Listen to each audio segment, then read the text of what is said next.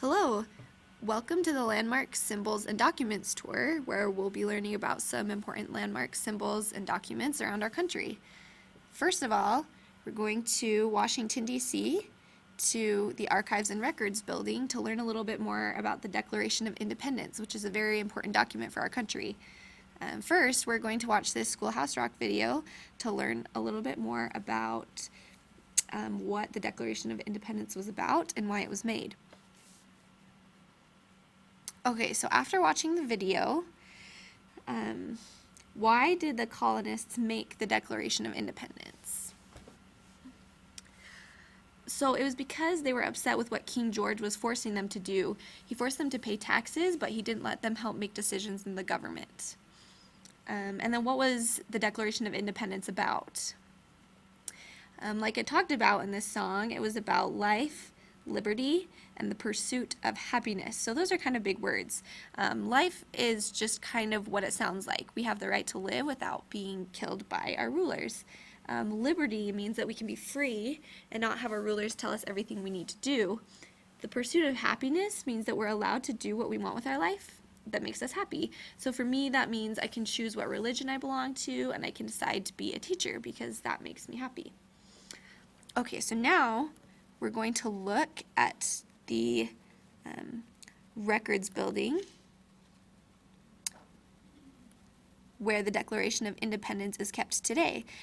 So if you look in this circle right here, what do you notice, shows how important we see the Declaration of Independence as? Why would people decorate around the building this way to show how important the Declaration of Independence is? As you can see, there's an American flag, which symbolizes our country, and the Declaration of Independence is also a very important representation of our country. There's also a statue right here, kind of just showing how important they think it is. It's so nice that they want to make it fancy enough to put a statue. So let's take a look inside and see what we can find, see if we can see the Declaration of Independence itself inside of the building.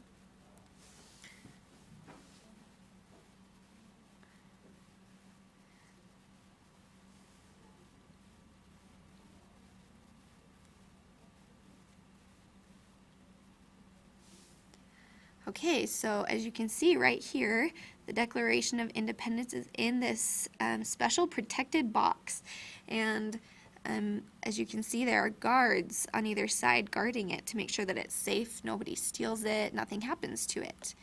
If you look around the room, you can see other important documents of our country. Here's a picture showing some of the founding fathers, the people who wrote the Declaration of Independence. And here's the gate to close it up.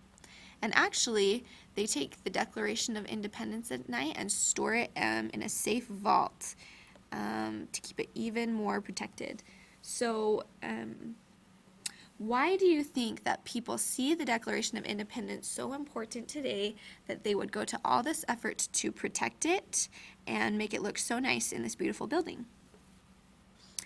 I think it's because it still protects our life, liberty, and the pursuit of happiness that we have today, and it was what our country was built on, those ideas that we can be free and find happiness and live without fear of being hurt. Awesome. So now we're going to look at the next landmark called Mount Rushmore.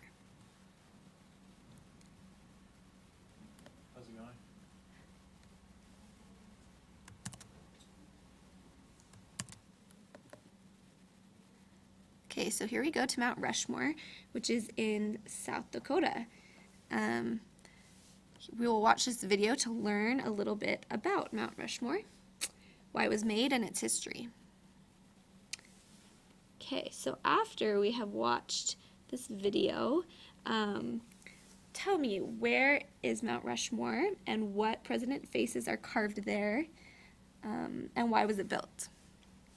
So it's in South Dakota, like I said, and the president's faces that are on there are George Washington, Thomas Jefferson, Theodore Roosevelt, and Abraham Lincoln. And it was built because Gutzen Borglum and Lincoln Borglum, his son, wanted to boost the economy. So they wanted South Dakota to make more money. So they wanted people to visit to see this great looking mountain so that their state would be able to make more money that way. So it is actually really big. I don't know if you can tell how big it is, but one way that we can know how big it is to measure George Washington's head. So we can look at that by looking at the elevation down at the bottom, at the top of his head and the bottom of his head, and then if we subtract them from each other, we'll find out how tall his head is. So at the top, it's about, so when I measured it before, it was about 1,735 meters high. And then when you go to his chin, it's about 1,719 meters. If you take the first number and subtract it from the second number, you get 16 meters, which is about 52 feet tall. His head is very tall. A regular human head is less than a foot. So this is a very, very large sculpture. Okay, great. Now we're going to go to our very own school, Westridge Elementary.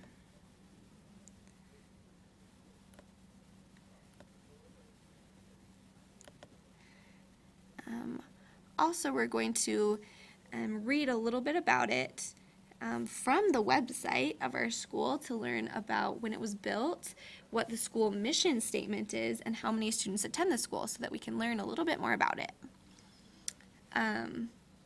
So now that we've read through it, let's talk about it. So what's the mission statement of Westridge?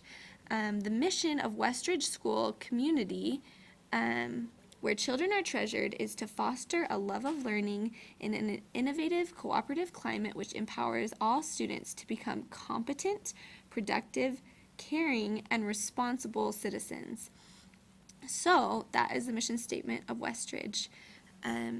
Also, as you could see from what we read, it was built in 1980, so that was before any of you were born. And a lot of students go here, 850 of them, and that's students grades kindergarten through 6th grade. So fun to learn a little bit more about our school. So this probably looks familiar to you. It's the front of our school. But what you probably don't usually see is how it looks from the top, and that it's just sitting right in the middle of our community. As you can see right here, it's still here where the blue tack mark is, and you can see the lake over here. If you look over this way a little bit, here are the mountains. But it's kind of neat to see our school in the community with, all the other people around doing, in their businesses and work and their homes. So why do you think that Westridge is an important place to the community around it?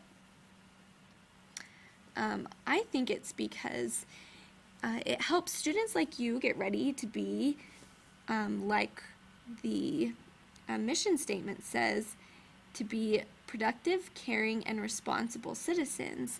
And so this school just helps you grow up to learn how to be people like everyone else in the community and learn how to work and have good lives. So that is the end of our tour. Thanks for coming.